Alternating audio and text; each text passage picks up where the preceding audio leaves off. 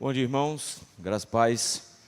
Vamos iniciar nosso culto nessa manhã, vamos ficar em pé e vamos orar ao Senhor. Deus Santo e bendito, louvado seja o Teu nome, Senhor. Queremos glorificar, bendizer, louvar o Teu nome, pois vemos a Tua mão agindo em cada passo da nossa existência, vemos a providência do Senhor em criar e conduzir todas as coisas para a Sua própria glória. Vemos ao Senhor o seu amor, misericórdia e graça se expressando na forma como o Senhor nos salvou, no privilégio que nos é concedido, Senhor, de estarmos na Tua casa, juntamente com o Teu povo, buscarmos a Tua presença e Te adorar. E é nesse sentido que nós Te rogamos nesse instante, que o Senhor tenha misericórdia de nós, nos conduza nessa manhã, nos louvores que iremos prestar ao Senhor, como ainda, Senhor, nos falando por meio da Sua palavra. Nós te pedimos isso no nome santo de Jesus Cristo. Amém. Ainda de pé, irmãos, façamos a leitura no livro dos Salmos, o Salmo de número 125. Salmo de número 125, nós faremos essa leitura de maneira alternada. Eu lerei os versículos ímpares e os irmãos lerão os versículos pares. Salmo 125.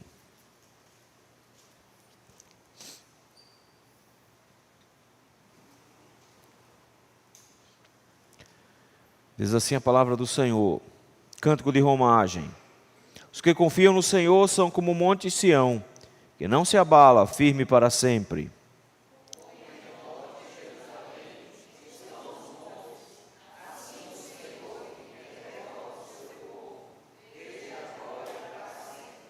O cetro dos ímpios não permanecerá sobre a sorte dos justos, para que o justo não estenda a mão à iniquidade.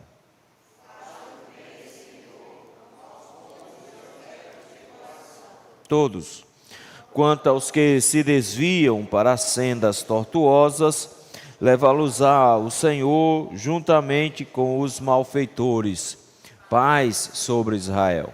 Amém. Pode assentar? Vamos louvar ao Senhor nesse instante.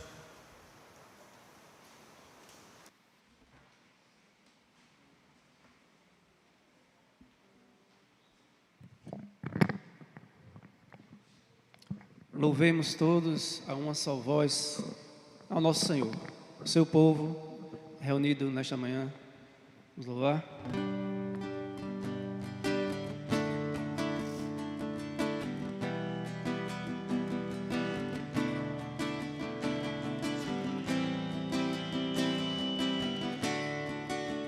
É teu povo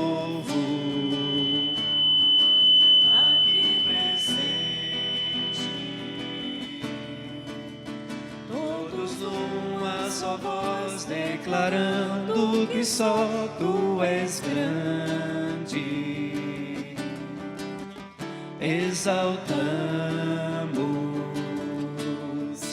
Teu doce nome,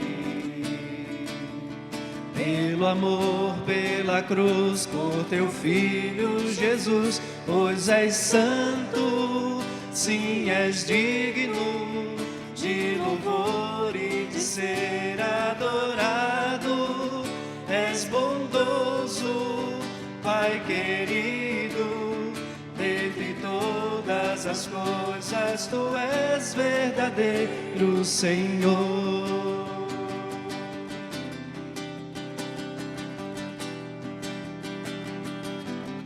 Lá do início. É Teu povo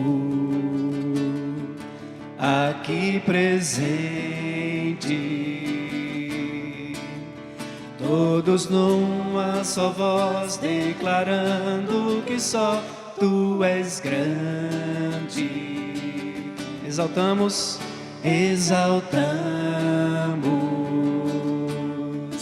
Teu doce nome, pelo amor, pela cruz, pelo amor, pela cruz, por Teu Filho Jesus, pois és santo, sim, és digno de louvor e de ser adorado. És bondoso, Pai querido, dentre todas as coisas Tu és pois és santo, sim, és digno de louvor e de ser adorado.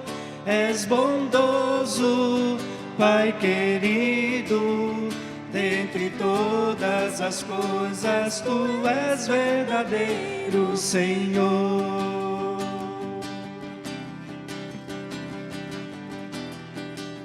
Pois és santo, só a igreja. Pois és santo, sim, és digno de louvor e de ser adorado.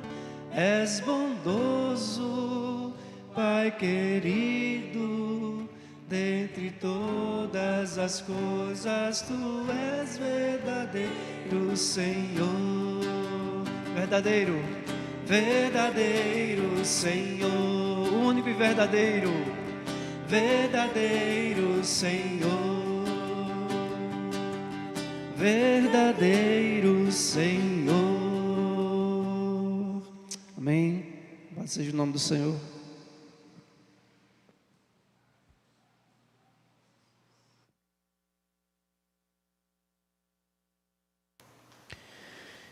Irmãos, abramos nossas Bíblias no segundo livro dos Reis, capítulo de número 7. Segundo livro dos Reis, capítulo número 7, nós faremos a leitura a partir do versículo de número 3. E nós leremos até o final do capítulo, no versículo de número 20. Segundo livro dos Reis, capítulo 7, versículo 3, até o versículo 20.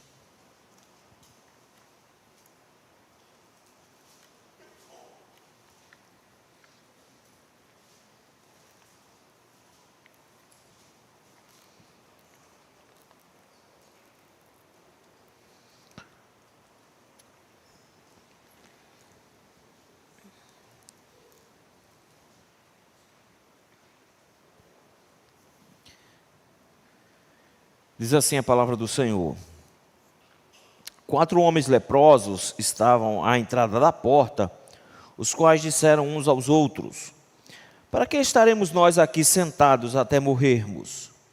Se dissermos, entremos na cidade, há fome na cidade e morreremos lá. Se ficarmos sentados aqui, também morreremos. Vamos, pois, agora e demos conosco no arraial dos sírios. Se não nos deixarem viver, se nos deixarem viver, viveremos. Se nos matarem, então somente morreremos.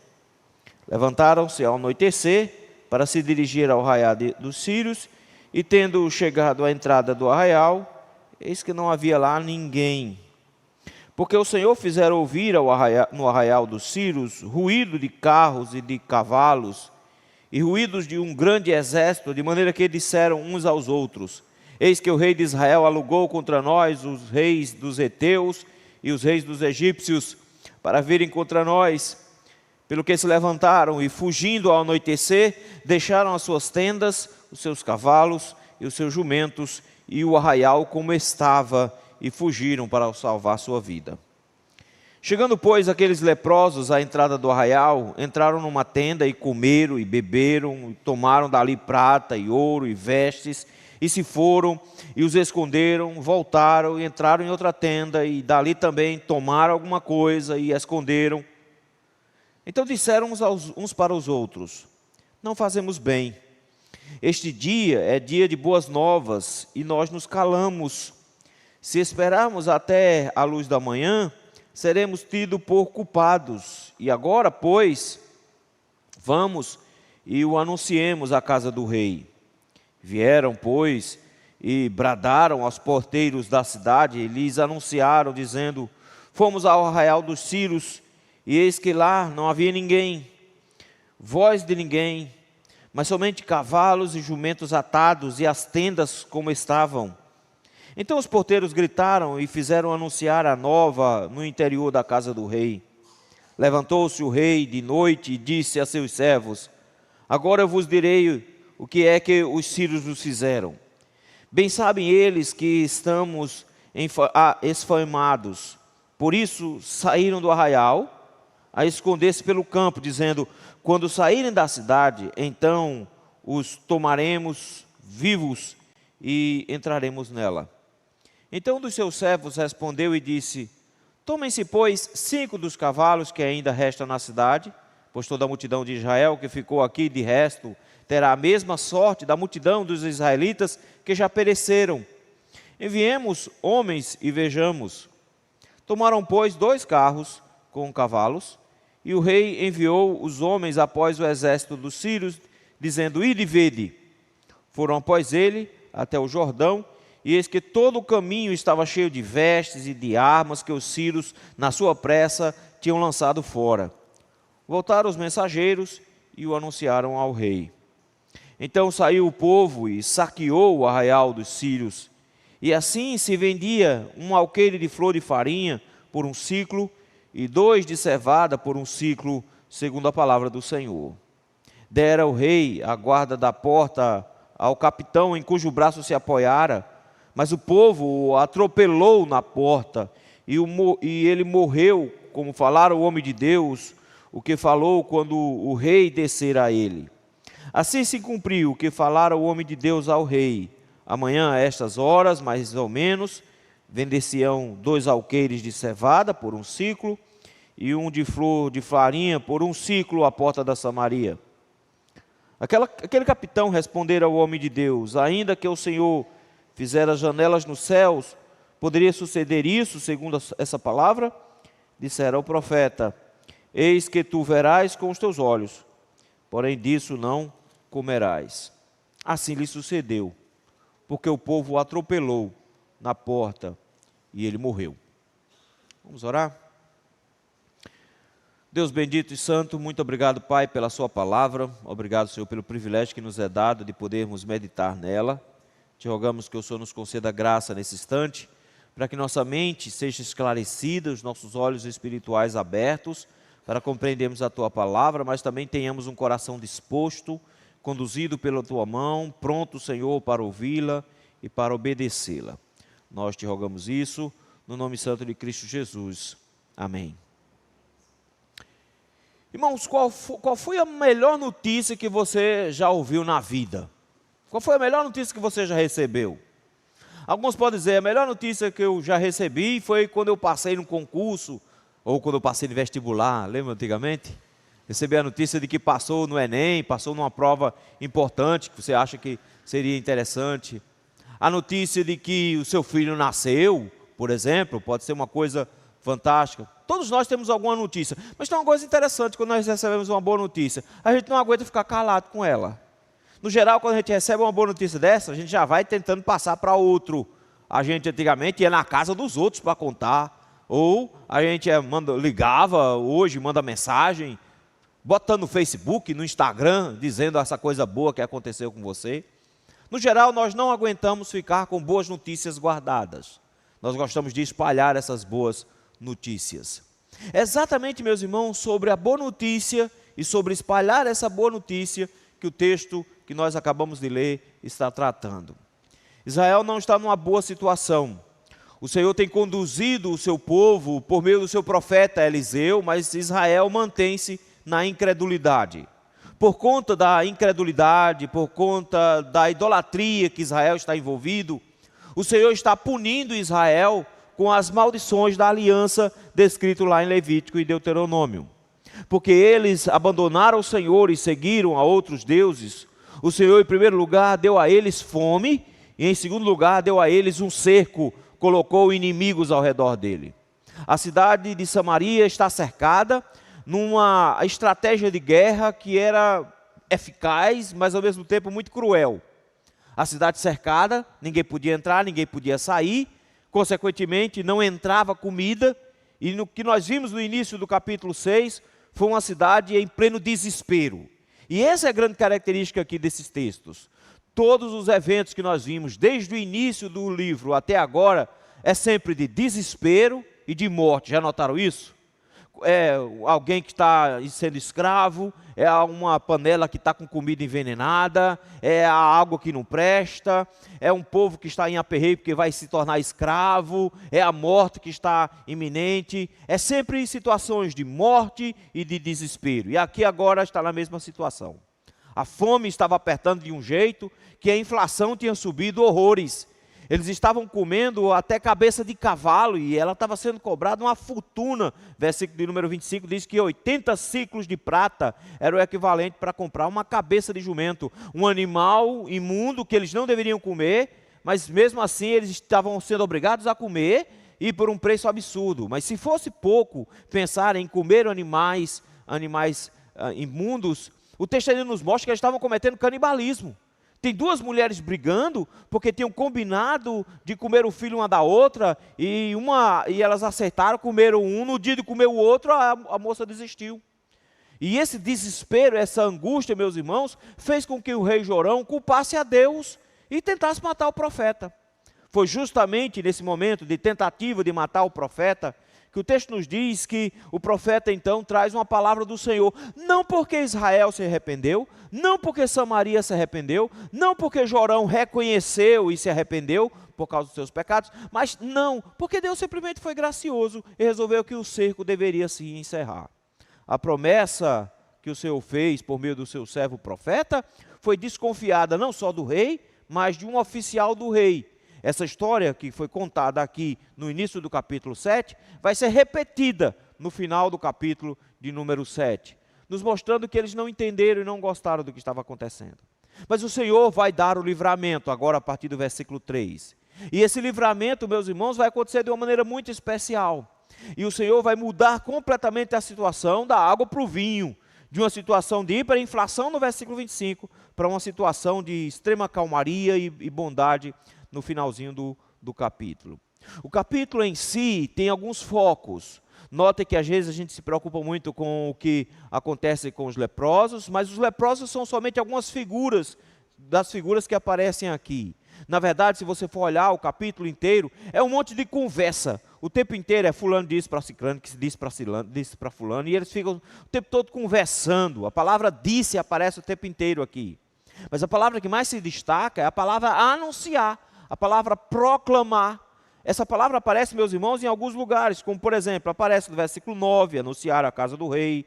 No versículo 10 aparece novamente, anunciaram dizendo. Depois no versículo 11 aparece novamente a palavra anunciar. Depois lá no versículo 15 aparece de novo a palavra anunciar. Então em vários momentos a ideia de anúncio, o anúncio de uma boa notícia que eles vão ter aqui. Mas essa boa notícia, meus irmãos, percorrendo o capítulo praticamente inteiro, vai nos mostrar que existem alguns passos, algumas coisas que acontecem enquanto essa notícia vai sendo proclamada. E é isso que eu gostaria de ver com os irmãos hoje pela manhã, sobre as boas novas que salvam. Em primeiro lugar, meus irmãos, as boas novas que salvam parte da condição desesperadora do homem sem Deus, versículos de 3 a 5. O texto nos diz que a fome estava apertando, estavam comendo os próprios filhos, e tinham 4 homens, versículo número 3, que ficavam à porta da cidade. Eram 4 leprosos. O texto não se preocupa em dizer quem eles são. Alguns rabinos acham que aqui se trata de Geazi, porque lá atrás diz que Geazi e a família dele ficou leprosa. E há quem acha que é Geazi, porque lá no capítulo 8, o rei Jorão vai conversar com Geazi. E Geazi vai contar algumas histórias, o que tudo indica então que eles ficaram mais próximos no final das suas histórias. Mas seja quem for, o texto diz que tem 4 leprosos aqui. Os leprosos, meus irmãos, tinham regras bem rígidas de comportamento. Em Levítico, capítulo 13, vai dizer que eles, por serem impuros, eles não podiam conviver no meio do povo. Eles tinham que ficar fora da cidade. Então, quando o texto diz que eles estavam à porta da cidade, eles não estavam do lado de dentro da cidade, eles estavam do lado de fora da cidade. Porque eles não podiam entrar na cidade, era proibido. Se eles entrassem, eles tinham que ser mortos, justamente para que a lepra não se espalhasse. A lepra, ela tinha, meus irmãos, o poder não só de acabar com a vida da pessoa, matando a pessoa devagarinho, mas ela acabava com toda a vida social da pessoa. A pessoa não podia mais conviver com os parentes, não podia mais adorar, não podia mais ir para o templo, ela perdia tudo. Então ela findava vivendo às custas das benesses dos outros, do que os outros podiam dar. Por isso que muitos deles moravam em monturo, que era o lugar onde se jogava resto de comida e coisa desse tipo, e lá eles conseguiam arranjar alguma coisa para comer e até um lugar para se aquecer. Temos 4 leprosos aqui, e eles estão numa situação bem complicada. Por isso que os versículos 3 e 4, eles começam a conversar. E a conversa dele, meus irmãos, faz de alguma maneira algum sentido por causa da situação em que eles se encontram. A pergunta que eles fazem é: vamos ficar sentados aqui até morrer? Porque o problema deles é, não tem para onde correr. Então a ausência de condições de vida, para eles agora se tornou ainda pior. Porque eles são leprosos, não conseguem trabalhar, eles não conseguem entrar na cidade, e eles dizem agora: o que é que a gente vai fazer? Primeira coisa que eles pensam do versículo de número 4, se a gente entrar na cidade lá, a fome está assolando e a gente vai morrer lá também. Então, entrar na cidade era pedir para morrer, porque eles tanto podiam ser apedrejados, como eles iam morrer de qualquer jeito. Se deixasse eles ficarem dentro da cidade, iam morrer de fome. E se a gente ficar aqui sem fazer nada, a gente morre do mesmo jeito. Porque não tem comida lá dentro, nem tem comida aqui. E a gente vai ficar morrendo aqui também. Eles então pensaram numa terceira opção. A terceira opção é: vamos para o arraial dos Círios. A gente vai até lá, quem sabe eles têm pena da gente e dá alguma comida, mas se eles quiserem nos matar, paciência, a gente já vai morrer mesmo. Se ficar sentado, morre. Se entrar na cidade, morre. Se a gente for, morre. É melhor até morrer lá, porque afinal de contas, entre uma morte lenta de fome, é melhor a morte rápida por espada. A gente não se matou, né? Eles se mataram a gente vai até lá. Note que eles ficam com esse dilema no versículo número 4. Se a gente entra na cidade, morre de fome. Se a gente fica aqui, morre de fome do mesmo jeito. Se a gente vai, pode ser que a gente morra, mas pode ser que a gente escape. Se a gente escapar, ele diz, se for para viver, se nos deixarem viver, viveremos. Mas se for para morrer, é até melhor, porque a gente morre logo de uma vez e não fica nesse sofrimento. Vejam, meus irmãos, então, que no versículo número 5, eles põem o projeto deles em prática. O texto diz que era de tardezinha, ao anoitecer, eles se levantaram e foram em direção ao arraial dos Círios, e quando chegaram lá, o texto diz que não havia ninguém. Eu quero que os irmãos prestem atenção no que o texto coloca. O texto nos mostra que ninguém, absolutamente aqui, ninguém tem saída para nada. Esses 4 homens, meus irmãos, eles não têm nenhuma saída. Eles não têm o que fazer. Note que as opções que eles possuem sempre incluem morte, ou morte rápida, ou morte lenta, mas não tinham o que fazer. Na verdade, eles seriam mortos quando eles chegassem perto do acampamento. Não tinha para onde correr. Mas a única opção que eles tinham, então, era arriscar tudo que tinham, já que a única coisa que eles tinham era a morte como opção. Não é diferente, meus irmãos, com os homens. Todos os homens estão mortos em seus delitos e pecados. Efésios capítulo 2, versículo 1 nos diz isso. De maneira que todos nós somos como leprosos, condenados à morte, ou de forma rápida, ou de forma lenta e progressiva. Todos nós já nascemos dessa condição. Todos nós, meus irmãos, estamos nas mesmas condições desses 4 leprosos, sem saída. Os homens estão sem saída. A sua única opção é morrer. E eles só não sabem a forma como vão morrer, mas eles sabem que a única opção que eles possuem é a morte. E por isso mesmo, entregar-se à morte é a única coisa que eles podem fazer. Precisamos nos lembrar, queridos, que as boas novas estão justamente diante dessas únicas opções que os homens têm. Quando nós pensamos nas boas novas do Evangelho, nós precisamos nos lembrar que os homens estão nessa condição desesperadora, de não terem para onde correr. Eles não sabem o que fazem, nem sabem para onde vão, mas todos eles vão no mesmo caminho. Todos eles, por terem pecado, a morte é o que os aguarda. E eles também não têm nada que fazer, a não ser que esperar ou adiantar a morte. Mas eles não têm muito como resolver o problema deles. O desespero é conduzido aqui quando os homens não têm para onde correr. Essa é a situação final. Mas essas boas novas, meus irmãos, também passam pela a intervenção graciosa e soberana de Deus, versículo 6 em diante. O texto nos diz, versículo 6, que o que aconteceu para que o acampamento estivesse vazio. Eles saíram de tardezinha, chegaram ao anoitecer no acampamento, e o texto nos falou que quando chegou lá não tinha ninguém no acampamento. E aí o texto vai explicar o que estava acontecendo aqui a partir do versículo 6 até o versículo 8. Ele diz que o que aconteceu foi uma intervenção do próprio Deus. A salvação viria não pelo braço do rei, não por uma guerra, não viria pela espada, pela força, mas viria, meus irmãos, por um estratagema do próprio Deus. O texto diz, versículo número 6, que o Senhor fez gerar um ruído de carros e de cavalos. No capítulo anterior nós vimos o Senhor gerando confusão com a visão, lembram? No capítulo anterior nós vimos um servo que não enxergava espiritualmente e não conseguia ver que existia um exército do Senhor maior do que o exército dos sírios que estavam cercando a cidade de Dotã. E que Eliseu ora e os olhos desse cego se abrem, e ele então contempla o exército, mas ao mesmo tempo Eliseu ora e o exército fica cego, não consegue enxergar nada, e até para Samaria eles são levados. Lá eles têm a visão com problemas, aqui eles têm a audição com o problema. Enquanto eles não conseguiam enxergar no capítulo anterior o tamanho do exército com cavalos e com carros do Senhor, aqui a ilusão está nos ouvidos deles. Eles escutam um exército de carros e cavalos do Senhor.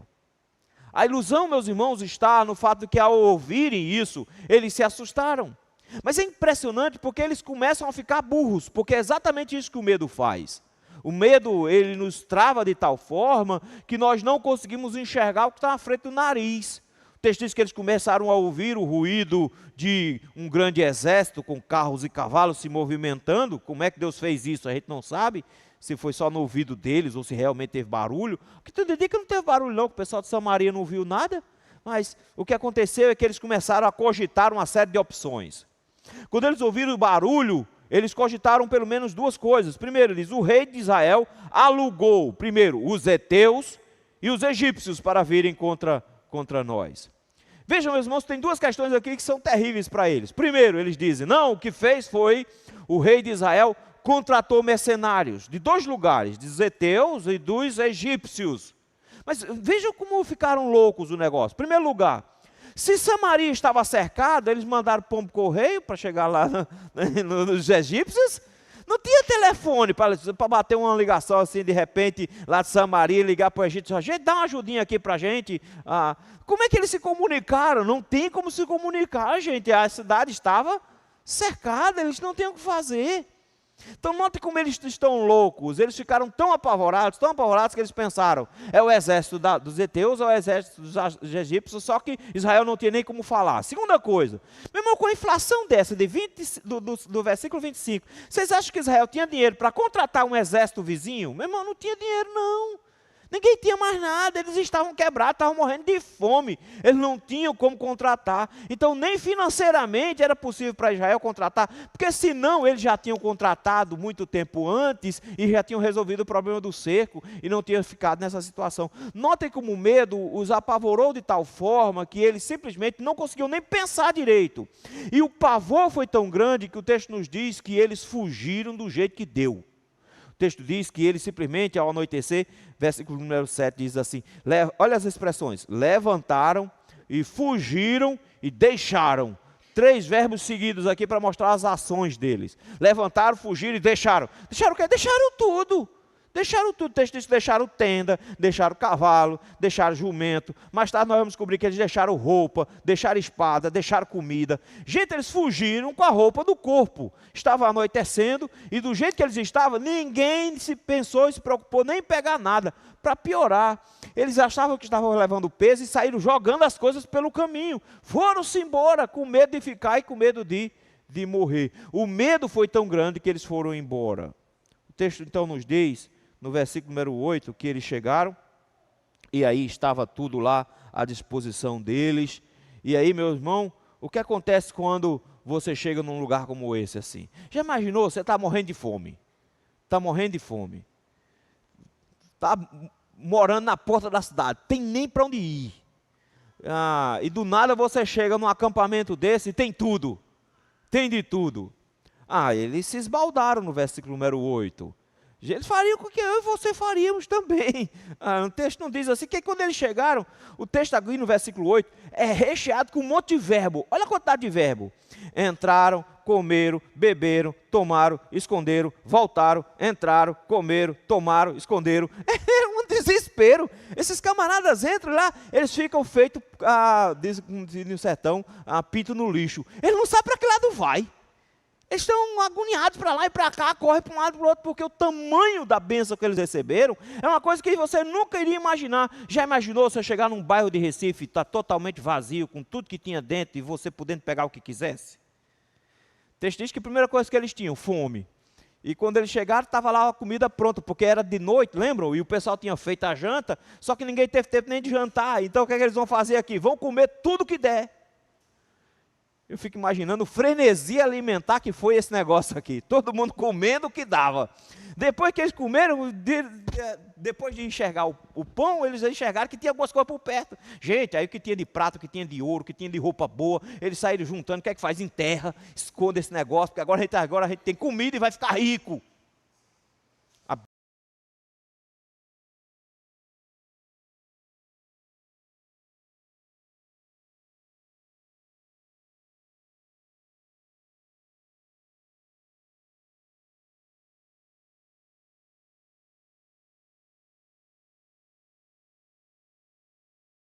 Vitória sobre os seus inimigos, da mesma forma como Cristo, de forma vitoriosa, venceu todos os seus inimigos, venceu o pecado, venceu o diabo e venceu a morte. E fez com que eu e você nos tornássemos ricos. Paulo fala isso. Paulo diz que nós agora somos riquíssimos nas regiões celestiais, que nós temos ricas bênçãos nas regiões celestiais.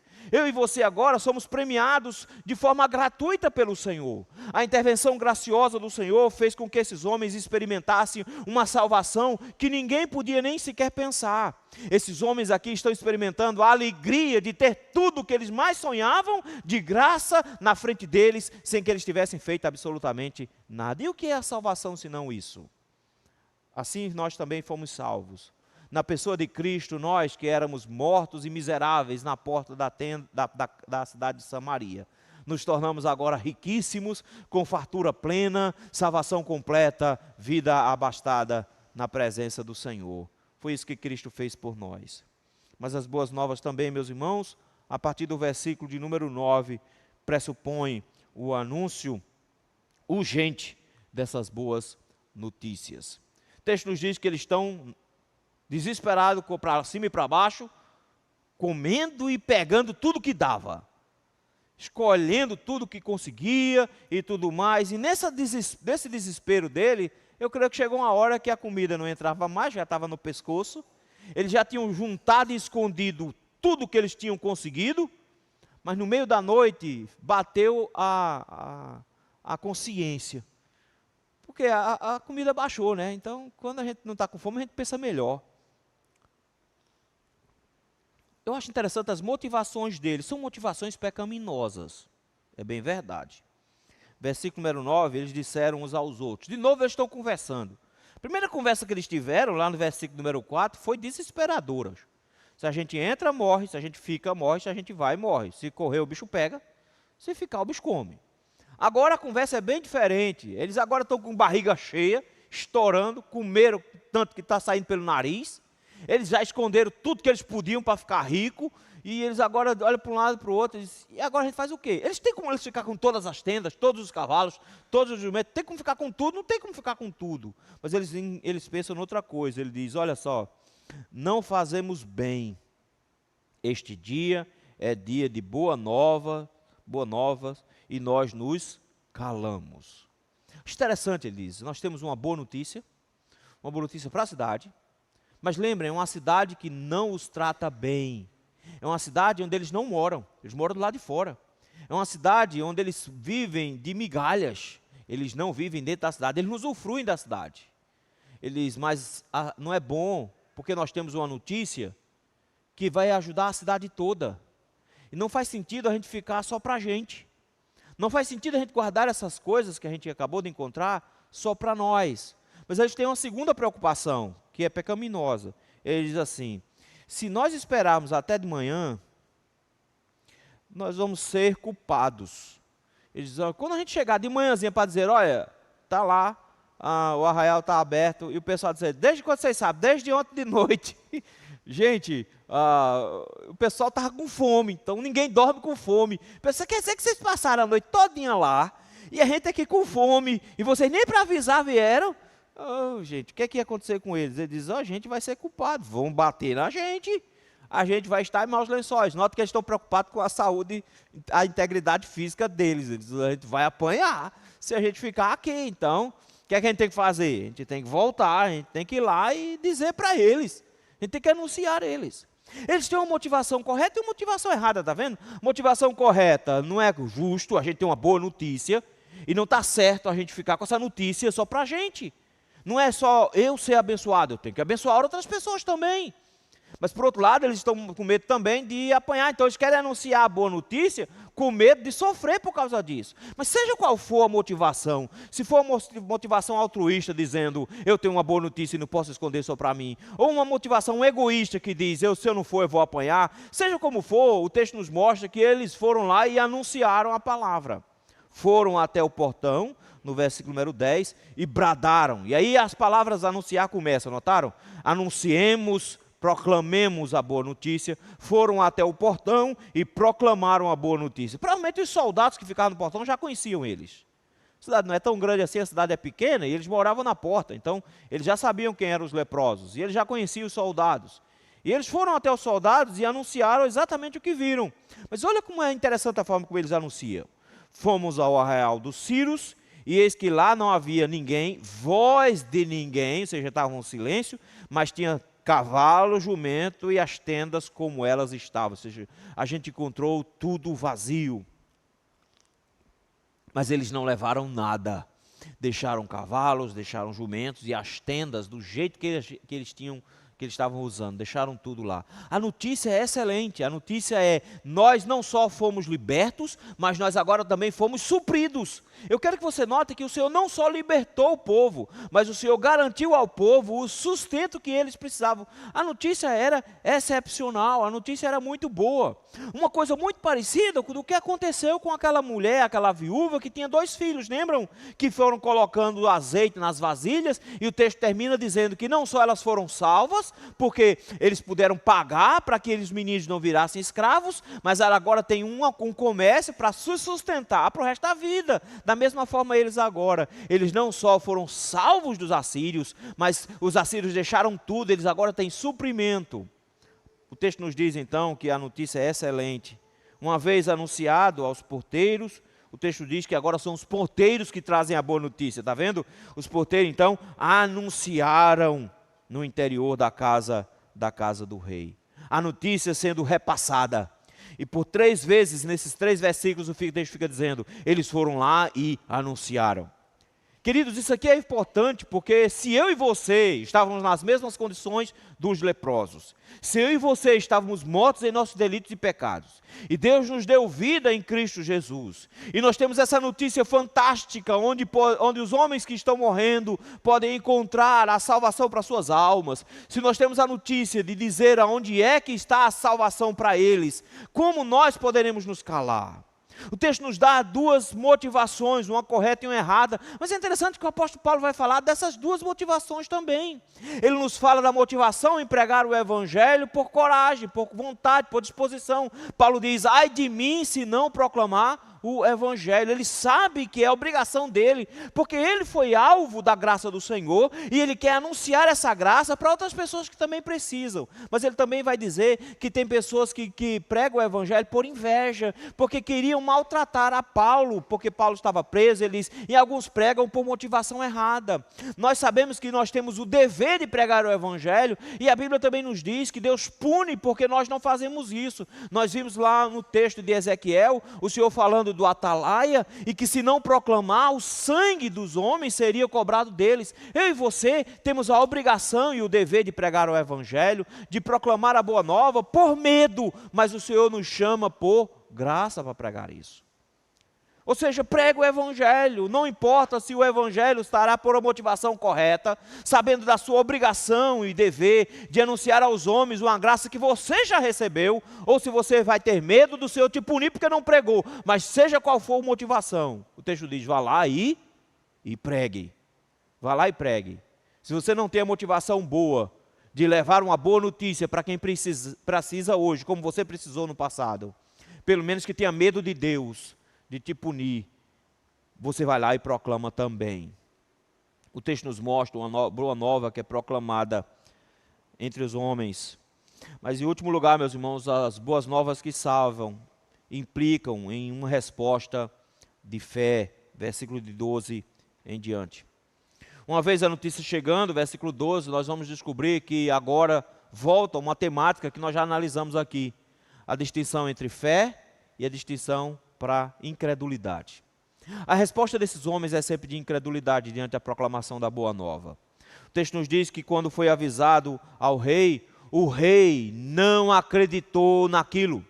Ele não acreditou, meus irmãos, e é interessante porque não faz muito tempo, lá no início do capítulo 7, o profeta tinha dito para o rei que no outro dia pela manhã, naquele mesmo horário, eles estariam em boas condições. O rei sabia que Deus tinha prometido isso, notou? O rei sabia, Deus tinha dito para o rei, mas como é que o rei reage? O rei reage de maneira materialista, pensando somente em estratégias. Ele fez assim.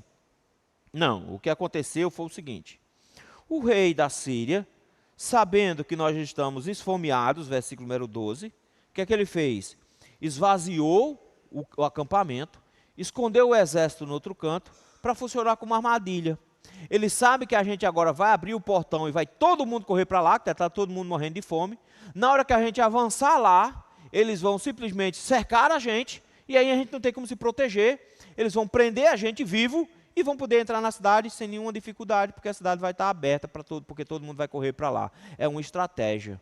De alguma forma, meus irmãos, é uma estratégia boa, já foi usada. Josué usou essa estratégia. Lá na cidadezinha de Ai, depois de que eles fugiram e Acã foi punido, eles voltaram para pegar a cidade de Ai. E a estratégia de Josué foi muito boa. Ele diz, eles acham que pode ganhar da gente a qualquer hora. Então o que a gente faz? A gente pega um exército, bota na frente da cidade, fingindo que vai atacar. A gente faz aquele auê todinho, só que tem um grupo que a gente coloca por trás da cidade, escondido.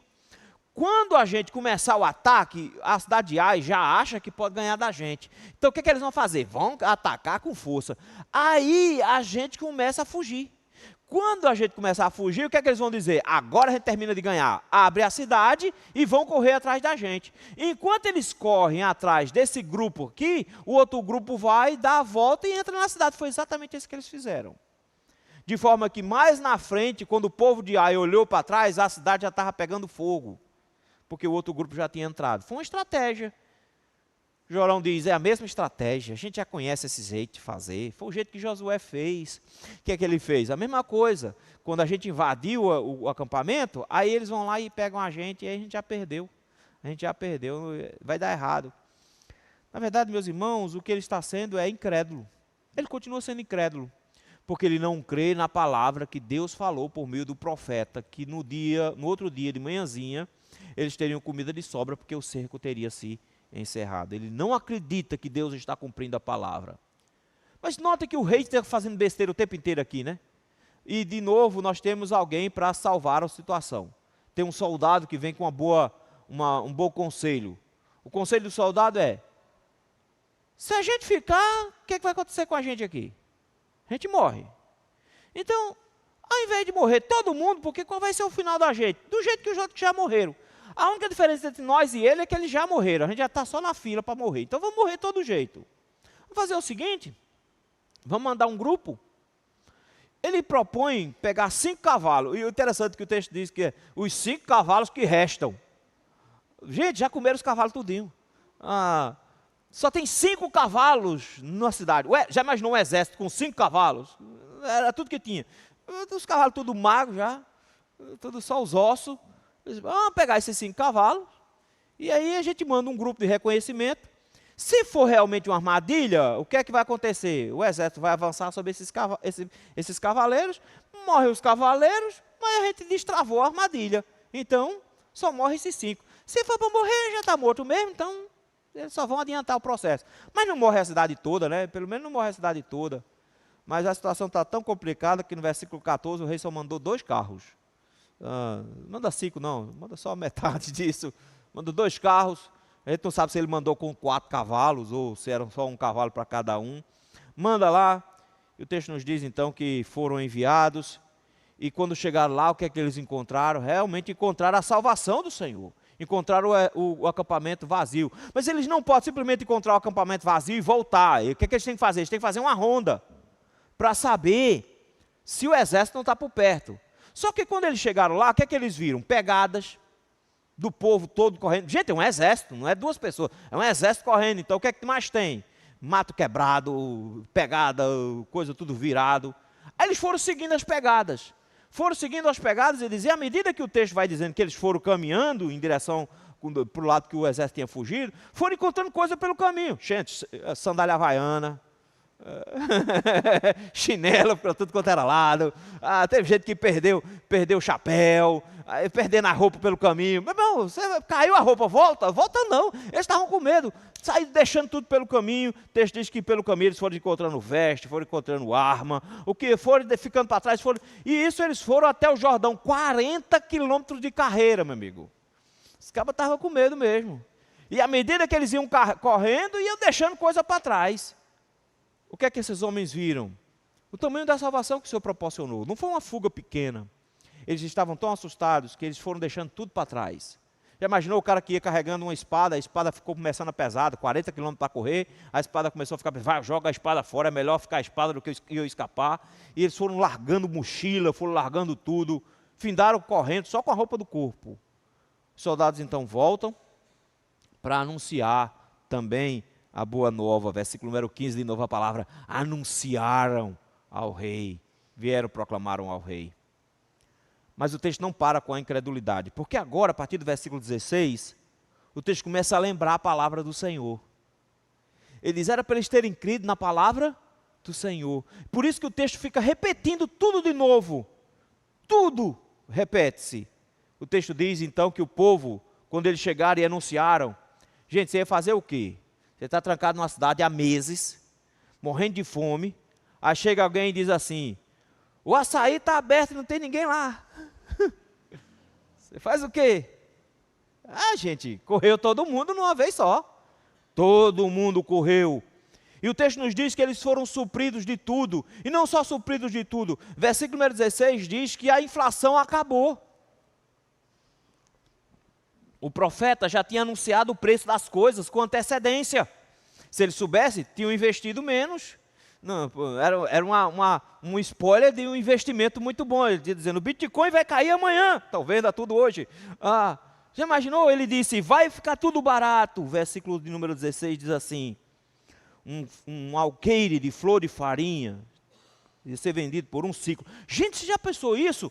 Um alqueire, uma vasilha grande, não de farinha qualquer, farinha fina, de farinha de primeira, fininha, da melhor farinha que tem, por 1 ciclo. Se você pensar que eles estavam vendendo esterco de pomba por 5, agora um alqueire de farinha fina custava só 1. E tem mais, a cevada custava menos ainda. O texto diz que a cevada ia ser vendida 2 ciclos.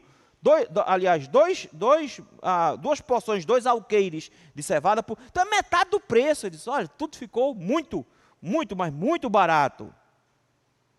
Mas é preciso mostrar aqui que a incredulidade é uma ofensa muito grave ao Senhor. O versículo 16 é para dizer, o Senhor cumpriu a sua palavra, mas isso não é suficiente para dizer. Não é suficiente dizer que Deus é plenamente confiável. É preciso dizer que Ele se ofende com quem não crê nele. O texto nos diz que aquele guarda, aquele capitão lá atrás, e o texto volta a repetir a mesma expressão, cujo braço se apoiava o rei, aquele lá, que tinha ido com o rei, que tinha ameaçado a Eliseu, esse mesmo camarada foi colocado como segurança na porta. Gente, qual é o último lugar onde você quer ficar no momento que estão invadindo para saquear um supermercado? A porta, gente. Colocou o cara como porteiro para botar ordem na bagunça. Você acha que dá para botar ordem na bagunça de um monte de gente esfomeada? Gente, isso aqui é praticamente o Walking Dead. É todo mundo correndo e quem ficar no meio não deu outra. Aqueles soldados foi colocado ali na frente, o pessoal pensou, não, ele tem autoridade, ele vai ficar aqui na frente para botar ordem na bagunça, e todo mundo sair de forma organizada para ir buscar as coisas. Não tem esse negócio de organizado aqui não. E porque ele ficou na porta, versículo número 17, diz que ele foi atropelado pelo povo. Ele tentou barrar o povo não respeitou, passaram por cima, e ele morreu, versículo número 17. Ele morreu. Mas aí vem o versículo 18 em diante para dizer por que é que ele morreu. O texto diz, se cumpriu o que falaram o homem de Deus. E aí no versículo de número 18, meus irmãos, ele repete exatamente o versículo 1, está vendo? Ele está fechando o ciclo aqui todo. Ele está fechando dizendo assim, foi isso que o profeta disse. O profeta disse que quando fosse de manhãzinha, era esse o preço das coisas. 2 alqueires de cevada seria um ciclo, 1 alqueire de farinha, flor de farinha seria um ciclo, e tudo isso seria vendido na porta de Samaria. O mercado voltaria a funcionar e as coisas estariam baratíssimas. Baratíssimas. Mas não foi só isso que o profeta anunciou. Ele repete no versículo 19 o que aconteceu lá atrás no versículo 2. Ele diz, o capitão respondeu ao homem de Deus, será que o Senhor vai abrir as janelas dos céus? Deus já tinha feito isso, não é a primeira vez. Ele diz, Deus vai derramar um dilúvio, vai chover hambúrguer, é? Disse, não, meu filho, não se preocupe não, amanhã a comida vai estar nesse preço. Você vai ver a comida nesse preço. E ele viu, versículo 16 diz que era assim que estava sendo vendido. O pessoal que era do comerciante foi lá, pegou tudo que podia, mas também pegou, porque tem aquele pessoal que é meio encabulado, né, que ficou em casa. Não, eu sou chique, eu não vou fazer, eu sou chique, eu sou elegante, eu não vou na mundiça, né, pegar as coisas. O pessoal que é chique ficou em casa, o pessoal que é esperto voltou com as coisas, eu vendo, eu te vendo. Não, eu prefiro comprar. Prefiro comprar, porque eu sou elegante, eu não vou me meter com essa gentalha. Beleza, o comércio estava rolando lá na porta. O comércio estava rolando na porta. Ele viu as coisas baratas. Ele viu o preço. Mas o texto diz, Deus disse, versículo 19, que ele veria a salvação, mas que ele não experimentaria da salvação. O capitão morreu com fome. O capitão não teve tempo nem de comer, tentando organizar a bagunça. O capitão não teve tempo nem de comer. O povo passou por cima e ele morreu. É por isso que o versículo 20 vai reafirmar isso. E assim lhe sucedeu, porque o povo atropelou na porta e ele morreu. 2 vezes está dizendo a mesma coisa, está vendo? O povo atropelou na porta e ele morreu. Versículo 17, versículo 20. Por que o texto fica repetindo? Tudo de novo. Não bastava dizer, e aconteceu do jeito que o profeta tinha dito. O povo comeu e o soldado morreu. Era só para dizer, mas fica repetindo para dizer, Deus não responde bem à incredulidade diante do anúncio da salvação. Deus não responde bem diante da incredulidade das boas novas. Ele teve o anúncio das boas novas, ele duvidou que aquilo fosse possível. A descrença, meus irmãos, ofende ao Senhor. Ofende justamente porque o próprio Jesus nos disse lá em Mateus capítulo 24, que passará os céus e a terra, mas minhas palavras não passarão. A certeza, meus irmãos, de que aquele que crê no Senhor será salvo, é tão grandiosa promessa quanto esta. E todos aqueles que ouvem o Evangelho e recusam-se a crer nesse Evangelho, buscando saídas externas, ou achando que a salvação do Senhor não se concretiza, ofendem diretamente ao Senhor e precisam saber que Deus pune aos incrédulos. Quem crê será salvo, mas porém quem não crê já está condenado. Que a resposta que o Senhor espera para as boas novas é sempre uma resposta de fé, mas que a incredulidade leva as pessoas a uma condenação eterna. Deus oferece gratuitamente a salvação, mas a incredulidade impede de se apropriar dela. Por isso a palavra que o Senhor deu a Tomé, lá no capítulo 20, versículo 29 de João, é apropriada para todos. Seja crente e não incrédulo. Creiam na promessa do Senhor. Da porta de Samaria para a porta dos céus, meus irmãos, o texto nos falou sobre a graça do Senhor ser estendida num anúncio, nos falou sobre as boas novas, e isso nos traz, meus irmãos, algumas implicações para nós hoje. Nós vimos, meus irmãos, que as boas novas partem de um pressuposto. Parte do pressuposto que todos os homens estão mortos em seus delitos e pecados. Nós anunciamos o Evangelho porque o mundo precisa, mas eles não sabem que precisam. Eles acham que podem resolver as coisas do jeito deles. Mas assim como não havia saída para aqueles leprosos, não há saída humana para os homens aí fora, meus irmãos. Todos vão para o inferno com suas próprias pegadas. Todos vão para o inferno com seus próprios pés. Não nos enganemos. Os homens não possuem saída. A boa nova do Senhor é que o Senhor providencia saída.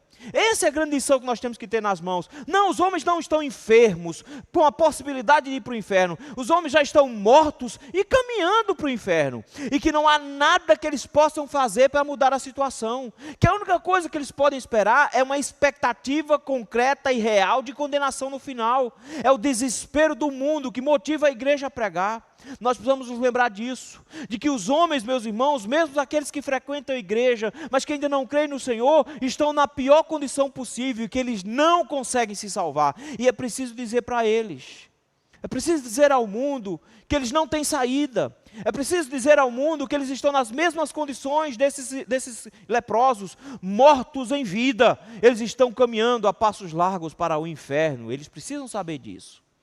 Eles acham que vão ter algumas saídas. Eles acham que vão poder levar o Senhor na lábia. Brasileiro gosta, brasileiro acha que pode levar qualquer um na lábia. Por isso que a gente tem raiva quando é atendido por um eletrônico. Depois do sinal, tique 1, clique 2. Porque a gente não quer ser atendido, que é o seu problema, clique 2. A gente não quer assim, a gente quer desabafar.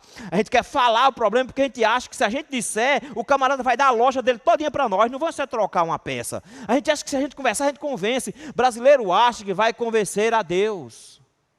Veja só, Senhor, eu nasci pobre, minha situação era muito difícil, eu passei fome, foi muito difícil a minha vida, por isso que eu fiz a vida desse jeito. Meus pecados todos têm justificativa, mas não tem. O mundo acha que Deus vai ter pena no dia do julgamento.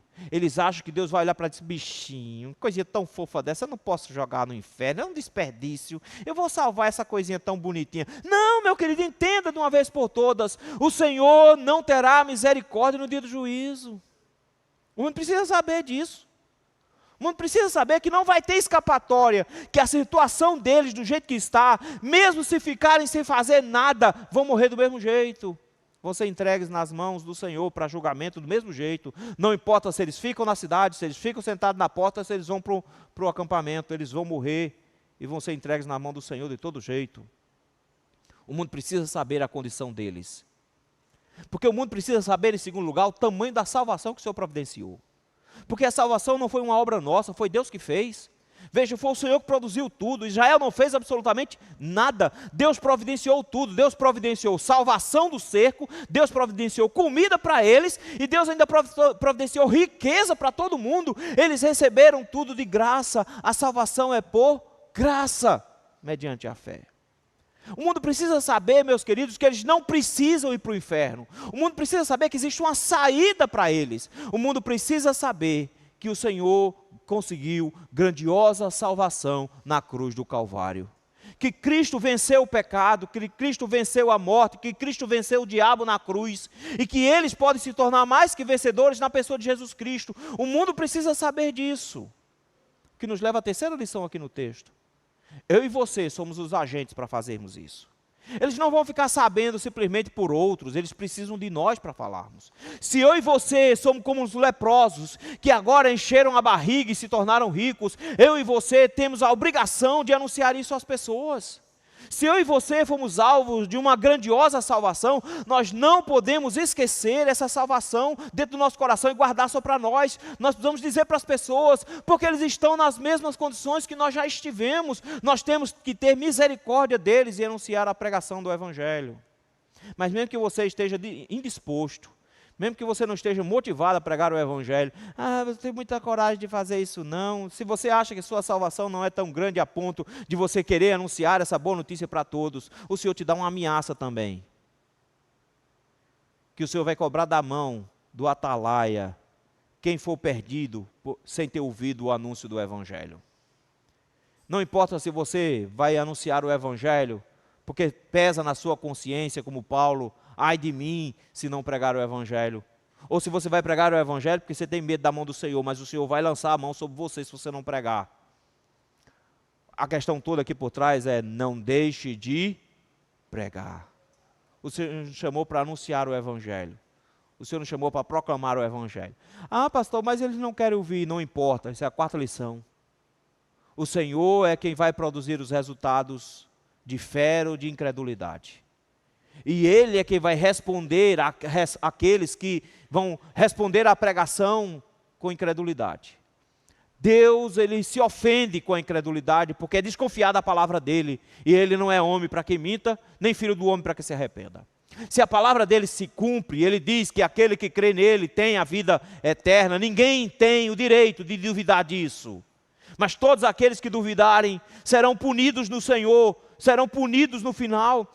Mas é Deus que faz isso, então entregue a mensagem e espere que o Senhor vai produzir os resultados. Porque no final das contas, a Escritura também vai nos dizer que todos que receberem o Evangelho, que todos que receberem a palavra, todos que receberem a Cristo, a Ele será dado o poder de serem feitos filhos de Deus, a saber, os que creem no seu nome. Deixa os resultados para o Senhor. Sabendo que aqueles que descreem, o Senhor irá punir. Sabendo que aqueles que descreem, o Senhor irá castigar. Mas todos aqueles que creem, o Senhor irá salvar. Mas talvez tenha alguém aqui, ou pela internet, que esteja nos ouvindo, que ainda não se entregou a Cristo. Entenda, você é como leprosos, sem nenhuma saída. Você precisa da salvação graciosa que o Senhor já concedeu. O Senhor te concede hoje a oportunidade dizendo, eu sei onde tem comida. Hoje está sendo indirecionado a você onde está a salvação. Renda-se a Cristo ainda hoje e aproveite a oportunidade de salvação. Aproveite hoje, creia no Senhor Jesus Cristo e será salvo tu e a tua casa. Eu não sei qual foi a melhor notícia que você já recebeu. Alguns de nós já recebemos excelentes notícias, mas ninguém ficou com a notícia escondida. Todos nós fomos proclamar. O Senhor nos deu a melhor de todas as notícias. Você que não tinha saída, Deus providenciou salvação para você. Cabe a nós agora perguntarmos se vamos ficar com essa boa notícia guardada ou se vamos proclamar essa boa notícia. O Senhor nos convida hoje, meus irmãos, a sermos não só usufruir dessa boa notícia, mas proclamar, anunciar essa boa notícia. Que Deus nos ajude. Obrigado, Senhor, por essa manhã. Obrigado, meu Deus, pela Tua palavra. Ajuda-nos agora, Senhor, a nos apropriando dessa grandiosa bênção que o Senhor nos concedeu da salvação na pessoa de Jesus Cristo. A sermos proclamadores dessa mensagem para tantos outros, que assim como nós já estivemos, estão mortos em seus delitos e pecados. E o Senhor, meu Deus, enquanto proclamamos, produza salvação, gerando fé nesses corações, para que o Seu nome seja glorificado em todas as circunstâncias. Nós te pedimos isso no nome santo de Jesus Cristo. Amém.